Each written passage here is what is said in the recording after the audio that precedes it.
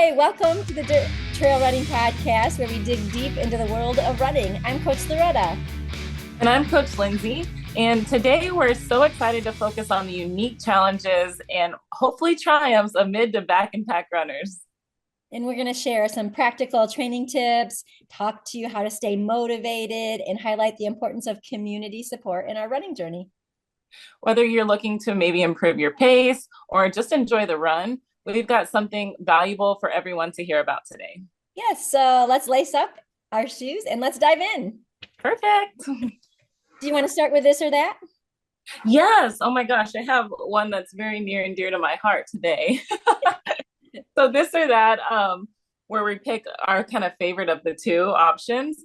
And for years, I was let's see if I can unfold these, just a basic sock girl. This is a wool blend, I believe, by Features. And while I still do love these, especially for shorter runs, maybe not so much hundreds, but I just love, this nice little wool thick sock. Especially in marathons too. I kind of like those for road marathons. But about a couple years ago, I finally, and I'm someone that's really weird on like textures and things and sensory issues for sure. But I finally bit the bullet and tried the Injinji toe socks. And I love these. So these are my go-to. Like I wear these like exclusively when I run now, I think. And it really helps prevent the blisters between the toes. And I'm someone that gets blisters like crazy. The only thing you do have to watch out for is you can clearly see that it does spread your foot a little bit wider. So I tend to get a wider shoe toe box than normal to accommodate for that. But these have helped me not blister in Leadville and hurt, all of the things. So I love these. These are fantastic. These are in Gingy. Nice. Yeah. So for me, we've talked about it a little bit before. I really haven't had the issue with blistering very much. I only really had one race where it was a problem because it was really wet and I just had issues. It was my first ultra really. Yeah. Besides that, I wear the Feature socks are my go-tos. Mm-hmm. I like the thicker ones. Mm-hmm. So that's where I think they're like Elite Max Cushion, and Yes. I live in those. I wear whatever race, whether I'm racing or whether I'm running, just training. That I always have those. My favorite thing to do is to buy a couple of brand new pair and not wash them and race in them because there's nothing better than putting on a brand new pair of socks. I know. It's so good. or dried because they're like this. They just feel so good, and so They do. that's what I do. I've had the toe socks for my Luna sandals, and I have ran in them. That's the only time I've ever ran in toe socks was with my sandals. So, and I mean, I do like them, but it's not something I put into running shoes. But I'm not really having that issue with blistering, and I think that's why a lot of times people start wearing those. But I do see athletes that do like those as well. The only problem is it takes you about 10 minutes to put on your socks because you're taking out the little toes. And also, I'd worn these at my 100 a couple days ago, and I'm still picking out like little things between the toes, like on the trail. That's the only issue. But I'm such a fan of the Features too, though. Like for years and years and years, that's all I would wear is the Max cushion. Like, don't give me the thin stuff. I want the thick Max cushions. Such a good one. That's my favorite, like basic, running sock that doesn't have the toes. Yeah, same for me. And yeah, don't get the thin ones. The thin ones feel like I have no socks on. It's the worst feeling. I like it makes my feet sweat. Yeah. So a lot of running stores and they don't have the Max Cushion. They have the thinner ones. And thinner ones. Yeah, I don't know what that's about, but I think as far as our like ultra people, everyone loves the Max Cushion. Or like the more the better.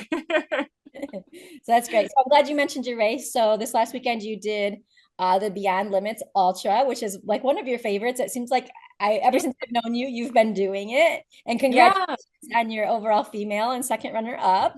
Thank you. Yeah, this one was so it's a 2 mile loop. It says at elevation, so at like 5,000 feet, and you never know what the weather is going to do. Last year it snowed the entire time. This year it was just really cold the whole time. Like the day was like 40 and the nights were like in the 20s. And I'm not a cold weather person, but it got so cold. This is the first time this has actually happened where I would run with a buff over my face at night because it was just too cold to breathe the air. And the buff would freeze and I would rotate it around because the moisture on my face was like causing it to freeze. Right. Yeah, so it was tough, but yeah, I'm super happy with how it went. I was struggling early and talking to everybody after the race. Everyone kind of had a lot of issues with the dust in the air. It's on like a on a ranch type farm, so that there's a lot of animals and dust and hay, and it was really windy. So I think the general consensus is everyone just couldn't breathe this year, and it was like causing like some panic attack moments for me early. But thankfully, I stuck it out, and it was my best time there. So happy with that. Congratulations. What is it, 1812 or 1821. It was so good. Yeah. And I'm someone that doesn't really do math when I'm running until like the last like 10 miles. So I kind of fly blind. Like I know my paces roughly, and but I don't really look at my watch a ton. Like I just kind of go like off feel. And so only until like the last 10 miles, I'm like, oh, I think I can get this in the 18s. Let's go. That's awesome. Well, congratulations. Thank you. It was fun. It's so fun to just race and be out there. And if anyone listening needs a race that maybe they're struggling to finish 100, speaking of like mid to back of the pack runners, they have 72 hours, 48 hours, and 24-hour events. And those are wonderful for people trying to finish 100 that might need a little extra time. Yes. You have a cabin that comes included with your entry fee, and you can go in your cabin as much as you want. It's on the course and pick back up and go back out. So a lot of people take, the 72 hours to see how many they can do, or just to do 100, which is really neat. Nice. I should plan on doing that one with you last year. Or next year. I thought about Yeah, it past, but I it's did. so fun. Yeah, it's the best, and it's a trail, but it's a gentle trail. It's nothing that you have to hop over or any rocks you have to worry about. So that's cool. So Yeah, this isn't our topic today, but I just want to go to it because I did use you as an example recently when I was talking to an athlete about getting through their 100. And I'm like, Lindsay has done a lot of races, but did you see her post and talking about, early on feeling like you were struggling and having panic yeah, attacks?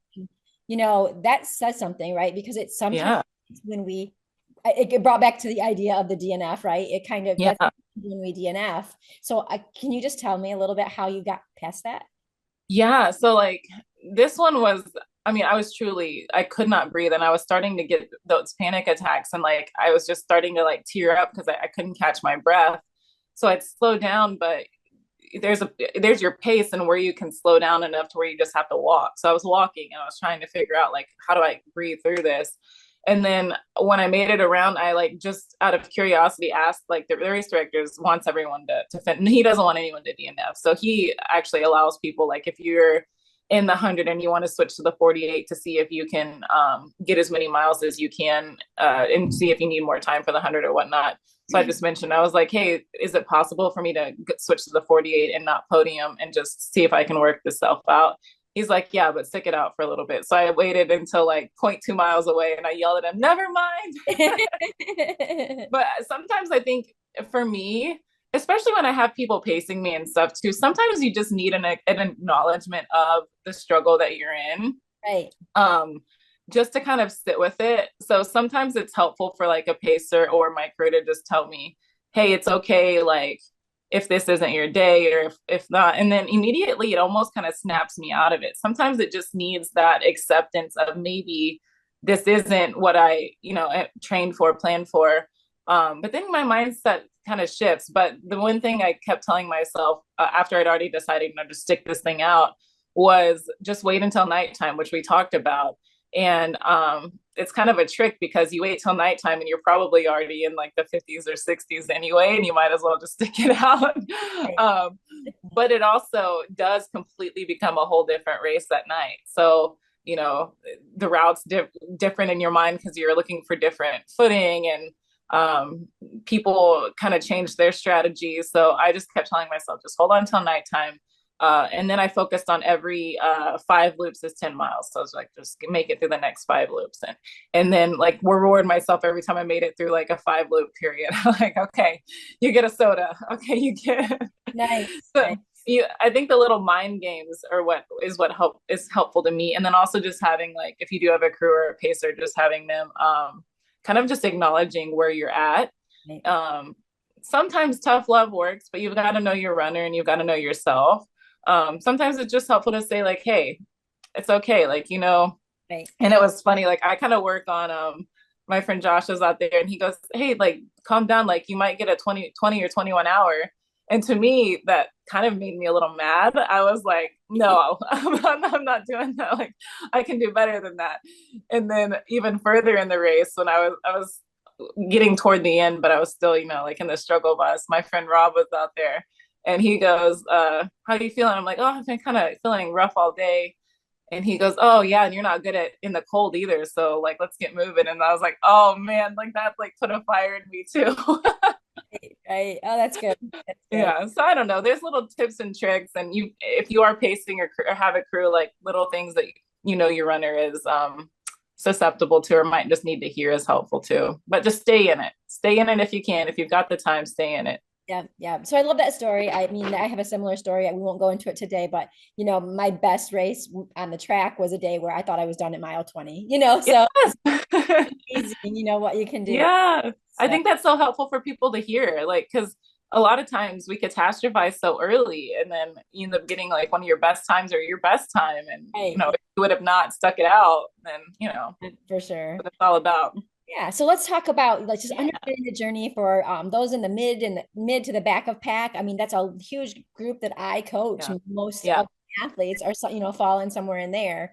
And so let's talk about like what do you think some of the common challenges that you hear for people that are in that mid to back of the pack? For the ones that I do coach, I think a big concern and just the reality of it is facing these cutoff times. And I think that that's their main fear. They're all very aware of where they sit and they're happy to be there and they're giving their absolute best. But sometimes these cutoff times can be really tight for people, especially if something goes wrong. So for me, I try and really minimize the things that could go wrong for my athletes that might be in the mid to the back of the pack in a race. And I think that if you can minimize, blisters and minimize chafing and focus on nutrition and hydration, you're going to give yourself a better chance of making these things happen. And of course, the training aspect, but yeah, just focusing on the variables that you can control is really helpful. Right, I agree, and I think the other piece is huge is minimizing the time at aid stations because that can Yeah. so much time. So if you can Yeah. keep moving forward, even when you come into aid, I always say like if you have a crew, have them handing you things, just keep Mm. moving forward. Or if you don't have a crew, think about it as you're coming in, what you need, grab Right. and keep going. Even if you're just walking at that point to take in some nutrition Mm-hmm. and then you can start going again, it's going to save you so much time versus the Yeah. stop. Right. I was having this conversation with an athlete yesterday who's doing the Potawatomi 150 today, but not necessarily back to the pack or anything. But his issue is like he likes to sit in a chair, and I don't think anything good can come from sitting in a chair. So get rid of the chair. I have a little secret that I do, and I try and tell my athletes, especially the ones with time issues as well. I don't sit, I lay down. I like if there's a flat surface, I just take 10 seconds to lay down and stretch my body out versus hunching over in the chair. Something about that chair like takes it out of you and crunches your muscles together and then you're in it forever. Right. So And when you get up, you're like all creaky and you can't yeah. move, and you're like, why did I do that? Because now I can't move for the next Now month. I can't move. Your hips are locked up. So especially if you're in the mid to the back of the pack, avoid the chair. Just avoid it. Right, absolutely. I agree. So, when we're thinking about being in the mid to the back of the pack, what kinds of things do you do for athletes as far as maybe things that might in training might look a little bit different? Yeah, so for these specific runners, we do like to focus a little, like depending on the race, but focusing on how to maybe be a bit more fast, for lack of better words, but still work on the speed, whether it's a speed walk, which is actually really helpful and can minimize injury too. So I really like to have and people, think this is a little counterintuitive when they start doing it, but I love to have my athletes practice fast walking. And I do it myself too, because in reality, in an ultra, especially a long one, we're going to walk. Mm-hmm. And if you can just focus on getting your walk pretty fast, I mean, that's huge. Like that takes so much time off of you. So it's not necessarily about being like the fastest athlete as you can, But if you can figure out how to walk fast, I mean, there's so many people that I can't keep up with that have this insane walking pace. So that's a huge one that I like to have my athletes practice is let's figure out how to get your walk as fast as we can. Right, I agree. And I've also raced with you and you have a super fast walk. I'm like, I had to run to keep up with your walk. There's a little bit of a height difference. You might have a little longer than me, Little advantage, yeah. but I think that that's super important. I talk to athletes about like walking with a purpose, Mm-hmm. you are learning so you can, in training, keep it between 15 and 18-minute pace or faster is Yeah. ideal because when we're thinking about finishing a race under 30-hour cutoff, we need to be under that Yeah. 18-minute pace, right? So Right. you can, Mm-hmm. if you can do that, and then you can go into a race knowing, hey, if I walked this whole thing, I could still finish under cutoff, right? That's Yeah. a nice, I think, mental strategy to have in your back pocket, knowing that your pace is fast enough walking to keep you under cutoff. Absolutely. And it's just so underrated and it feels really silly to practice, but we do when we practice it often. And a lot recently, my athletes, especially the ones, I mean, even the ones that are doing flat courses, we do treadmill walking on incline. And it just really gets those muscles engaged and to be able to handle that incline walk or the flat walk too.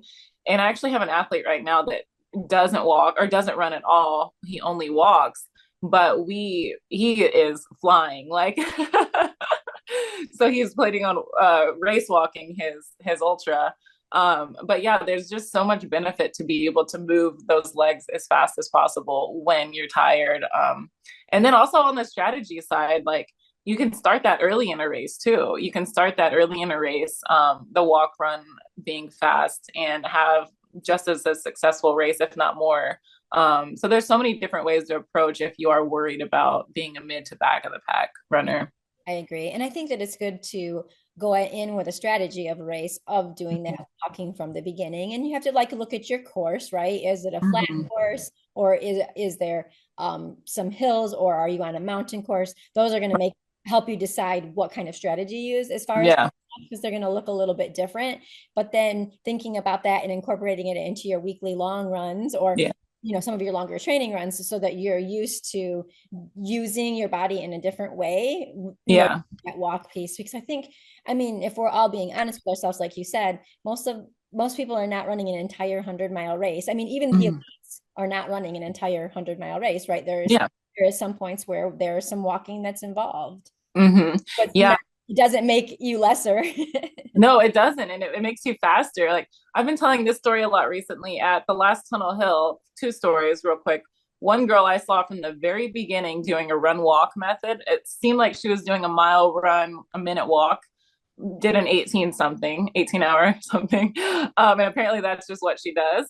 But at the end of my Tunnel Hill this last year, I had an 18:03, which was my second fastest, but I started to notice that I couldn't get my legs to move any faster than like a 12:30 mile in like the 90 to 100 range, or maybe even earlier. And I was like, oh, like I just, your legs kind of get stuck.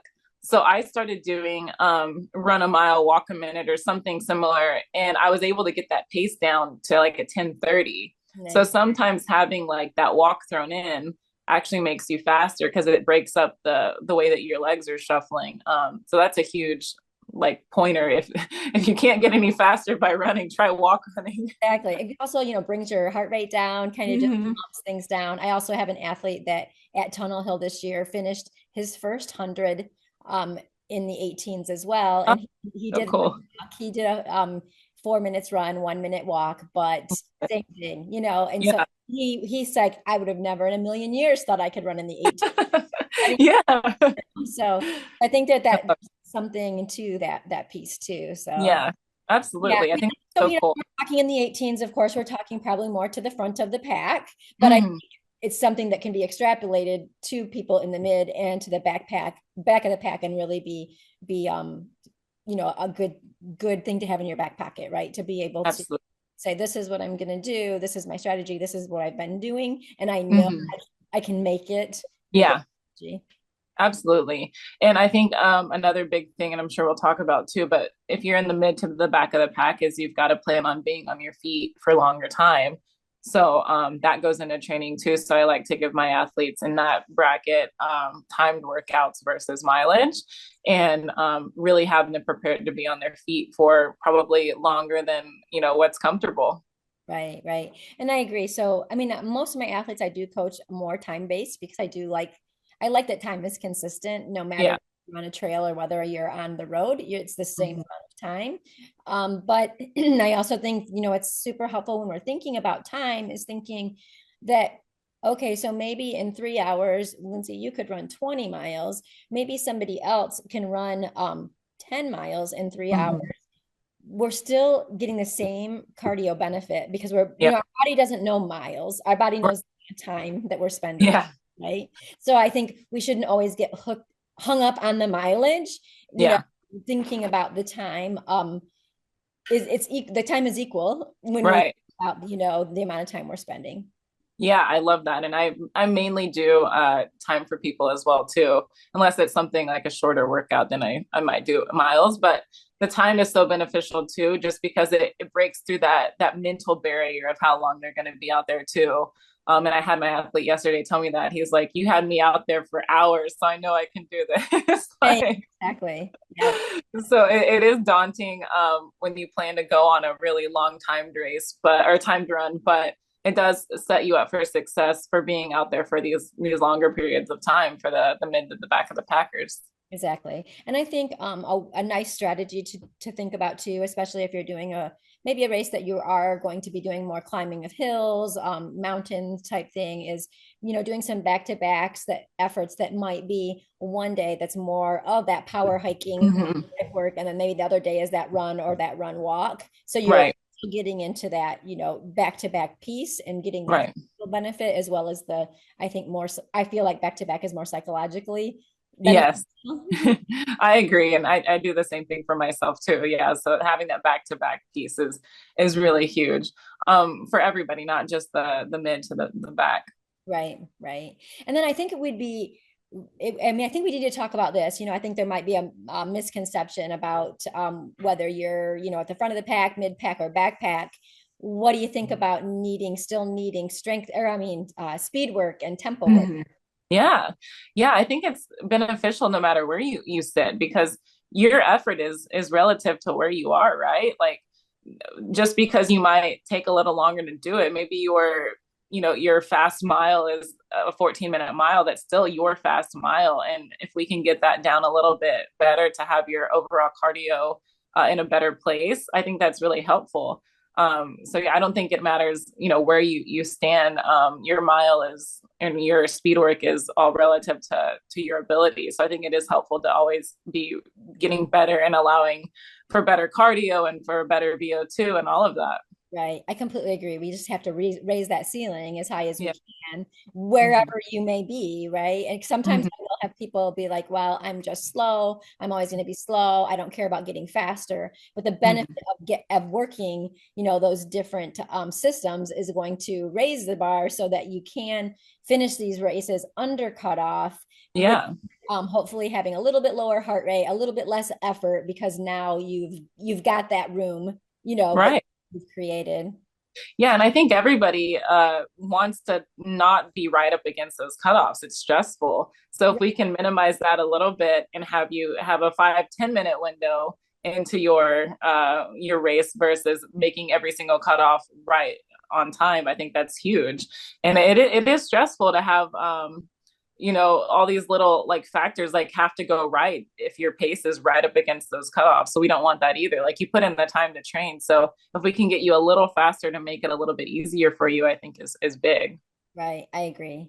So I guess the next piece is thinking about, mindset and not comparing to other people, right? Because I think that's Yeah. something we can kind of get into in these events or in running in general, comparing Mhm. yourself to someone else. But that's what I think the beauty of running and ultra running is it's always about self-improvement for yourself and not Yeah.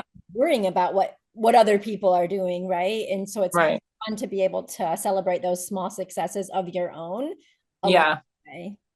Yeah. And I think it should just be noted. And, for people in the front, there's still people that I'll never touch. There's still people that like everyone is where they are, and I think it should be celebrated. Like you can't focus on, oh my gosh, I'll never run a sub 2000, or I'll never like, but there's people that are doing insane things that I'll never touch or that you'll never touch. So I think it's important to like just be your best at where you can be right now. And that's just all that matters. Like, so it's really helpful. I like when people do like the same, not all of the same races every year, but I like when some of my athletes go back to the same races that they've previously done. And they're like, oh, I've already done it. I'm like, yeah, but maybe we can see your improvement, because that's a huge boost as well. So I love doing that, but I really try and make sure people never say, oh, I'm so slow. Like I hate when my athletes say that, because I'm slow too. Like we're all slow. Like it's all relative, and it's all where you are. And look, pull up the data. Let's see where you were a year ago. And like all those little wins have to be celebrated. Right, absolutely. I think glad you brought that up because I kind of like data and I love looking at progress with athletes. And sometimes, we'll get athletes that are starting to feel frustrated, feeling like they're not getting faster, they're Mm-hmm. just the same. And then I'll go back and look a couple months or so back, and I'll be like, oh, really? Like, check this. You ran the same distance, the same route, you know, Yeah. pace is faster, your heart rate is lower. Like, that's huge improvement. So I think Yeah. if you are starting to get discouraged with yourself, go back and look at where you've come from and where you're Right. now and see that difference. And if you really aren't making a gain, then maybe you need to change things up in your training, right? Maybe you need to Right. am I doing some speed work? Am I doing some tempo? Am I doing some strength training? If, Mm-hmm. if you need help with that, of course, that's where a coach can always come in, right? And kind of Right. you're doing. I think that sometimes that's how we get athletes is people that are feeling stagnant in their training and Mm-hmm. wanting to finish under cutoff and are afraid that they can't do that. And so they come to us for that support to kind of get them there so they can get to the finish line before cutoff. Right. And I think a big piece of it too is speed work isn't people's favorite generally. So we've also got to be honest with our effort during it too. And I have to do the same. But whenever I know one of my athletes has a speed day, I'm like double and triple checking that heart rate and like, okay, we could have pushed a little harder here. I always think that too, when you see heart rates that really aren't going up there, that it wasn't probably the hardest effort that you could give, Yeah. to do, right? To raise the ceiling is to be. Right. So some things that could be helpful with that is maybe getting some running buddies, that are around your Yeah. same pace and tackling some of that, speed work together. And I don't think we have to think about some people when they hear speed work, they think track. Yeah. Rarely ever do speed work on a track. I don't know about you, but I'm doing a lot of it on the road or on the trail. Um, Yep. I also like to usually do that time based because most people don't know how far a half mile or a quarter mile is, Yep.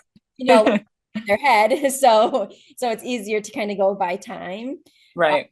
I think that's helpful. And when you're thinking about the data and going back and looking, I really like I know it takes a few extra steps, but programming your watch can be really valuable to be Yeah. able to see like what was my time during those intervals. So you can that helps you to be able to, I think, give you a little bit of a boost to be able to see, okay, my pace is coming down in Right. the intervals that I'm doing. Because it's really hard to tell when all of your data is all mashed up together. Yeah, it really is. Yeah, it is helpful if you program it into your watch. And I know it does take a little extra time, but for data purposes and to go back and see, it is incredibly helpful. And I've really been doing more of like effort based and time based for these speed workouts, because and a lot of people, myself included, I hate checking my watch every 2 seconds. So it's helpful to kind of have it programmed, but also like just go by time. Right, right. I think so. So I think, let's see, we've hit pacing and some strategies, Mm-hmm. talked about training. I think the next piece would be like goals, Mm-hmm.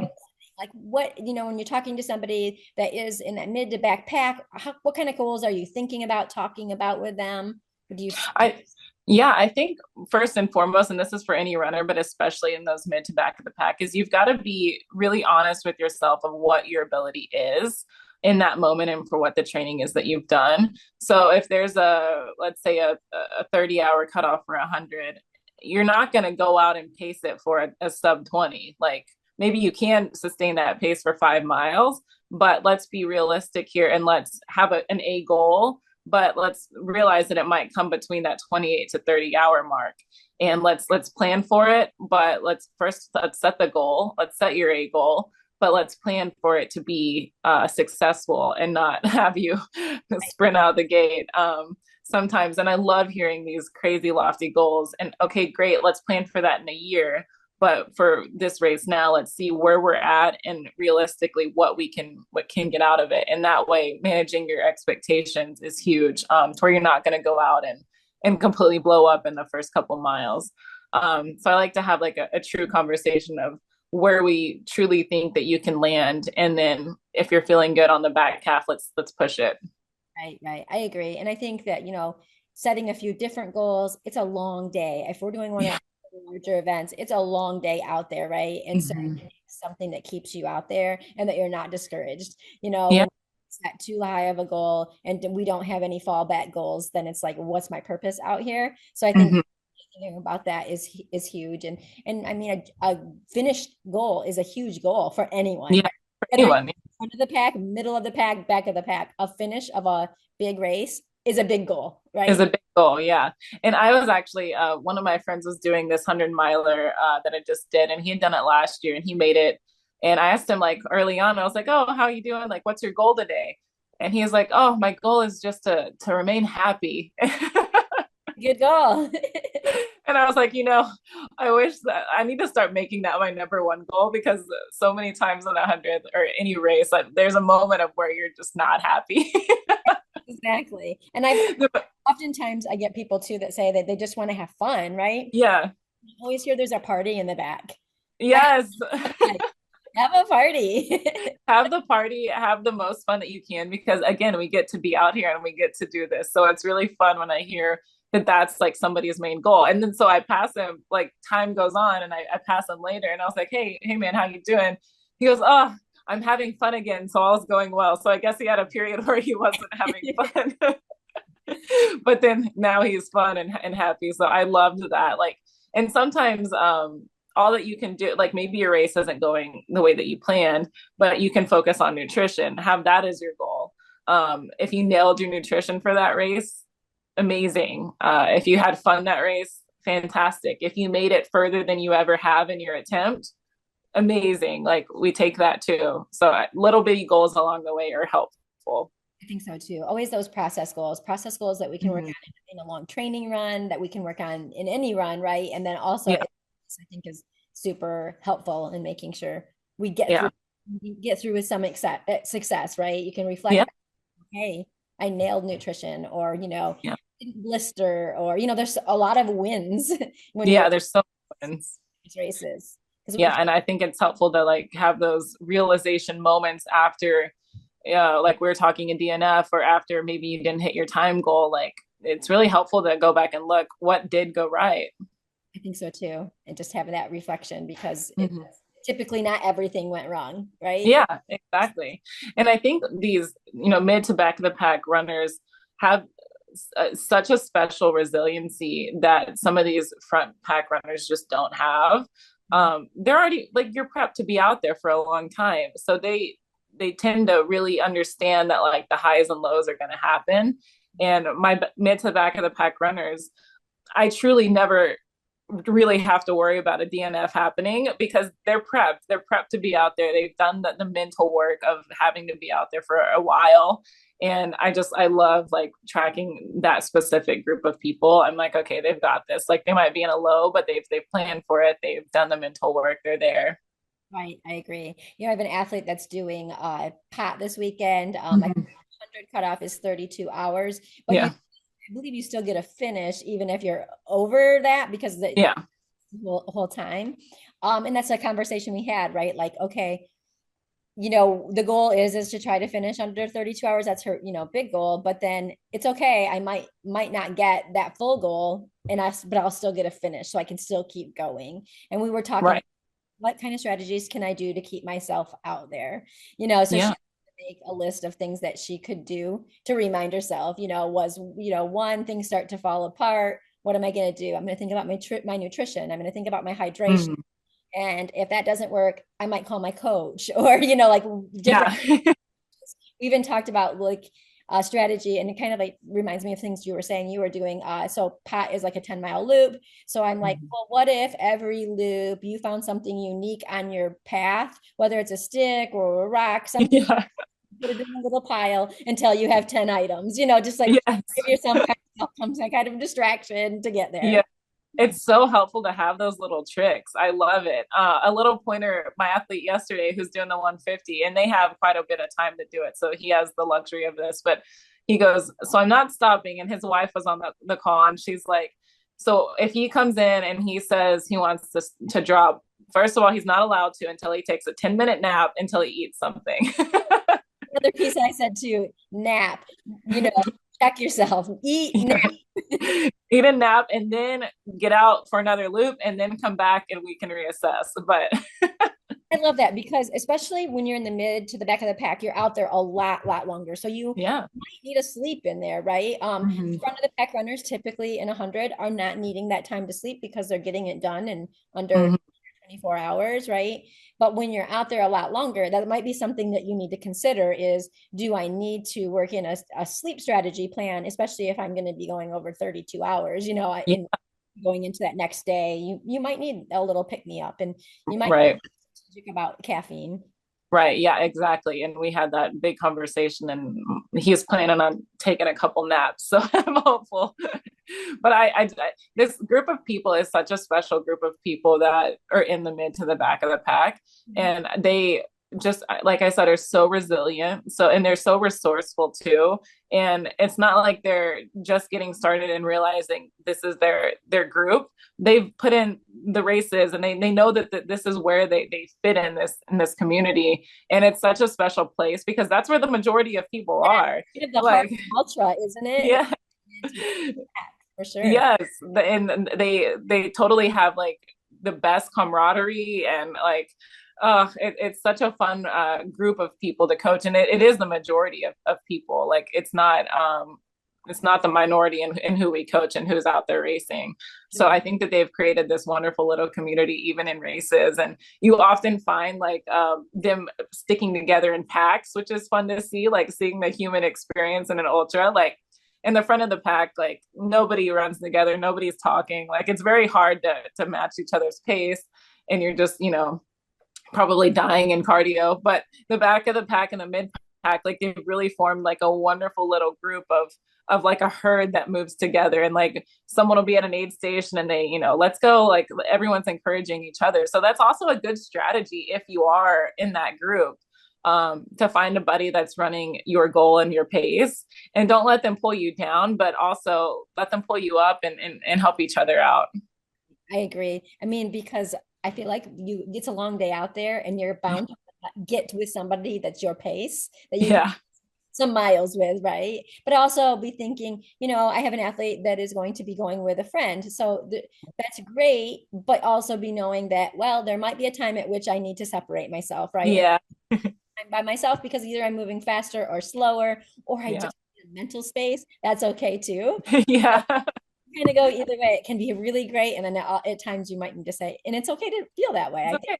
Yeah. Oh, it's completely okay. There's been many times where like you want to run a race with a friend, and then you just have to be like, okay, I'll see you in a little bit. Right, absolutely. I love it.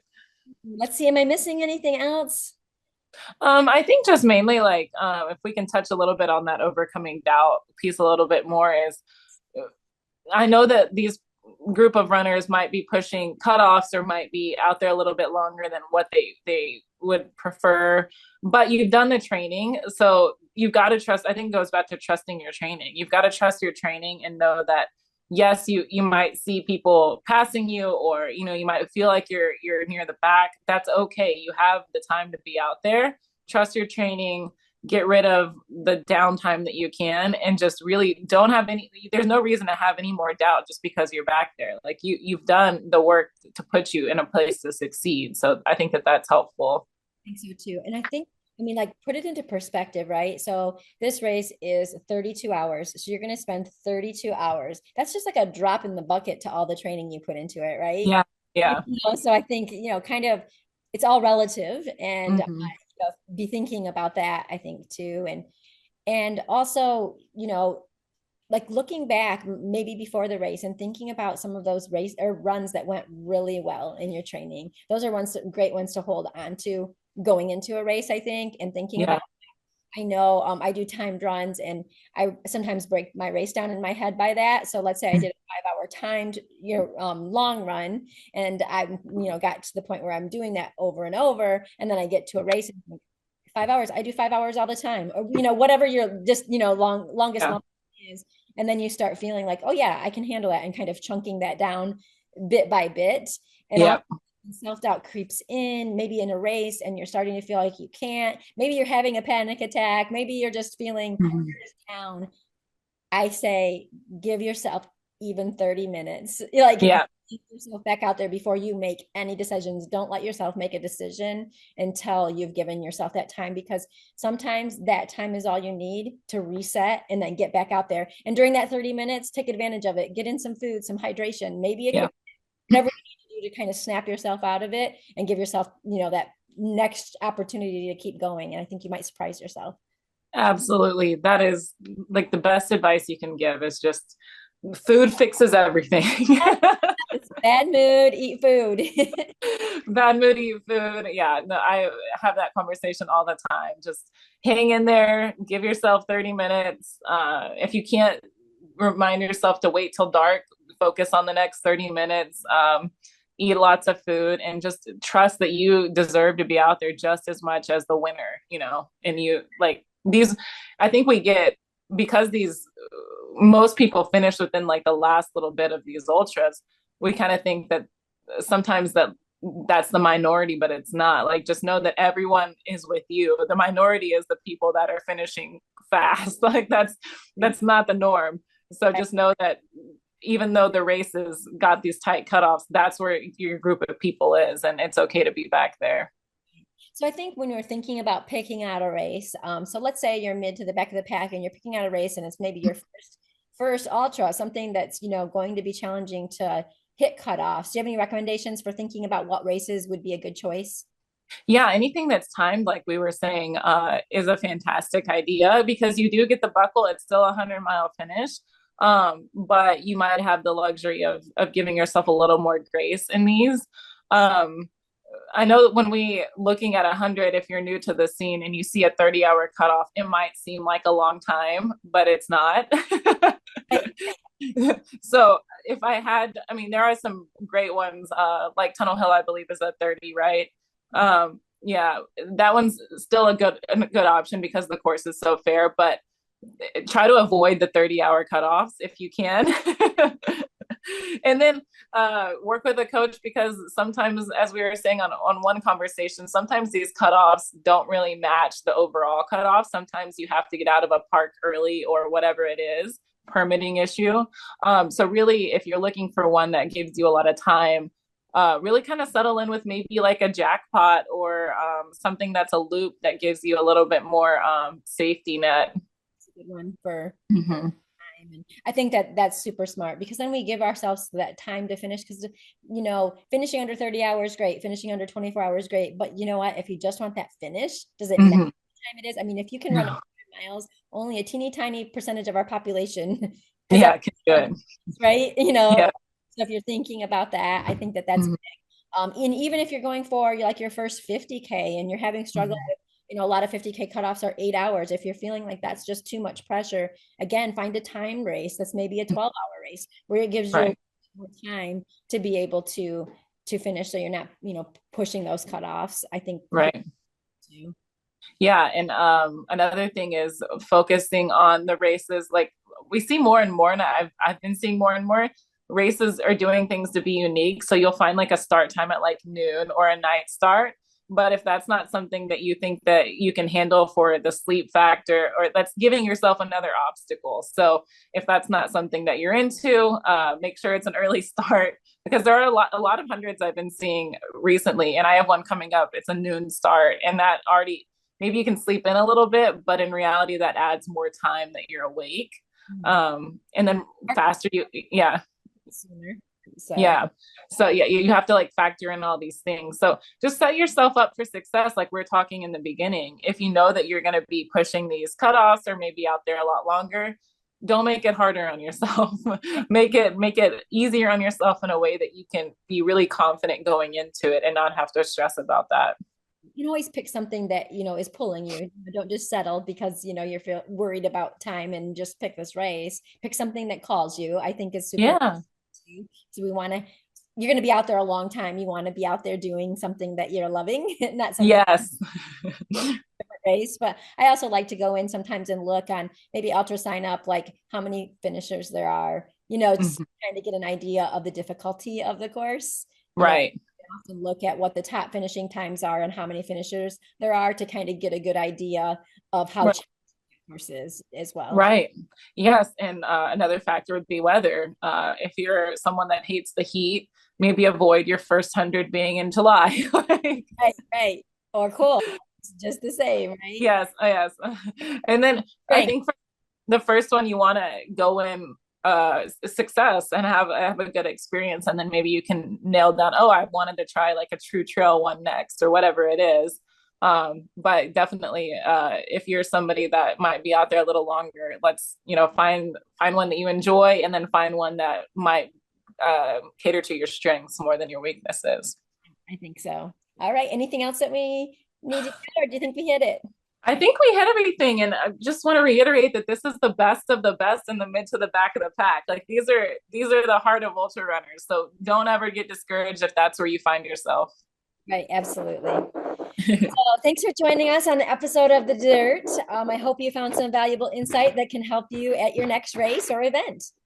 Yeah, and just remember, it's truly all about progress, not perfection. Celebrate every single win, every single step out there. Yes. And if you enjoyed today's episode, don't forget to like this and follow us on social media. Yes, please. We'd love to connect with you all out there. Any platform. Until next time, keep running your own race. Yes, for sure. See ya.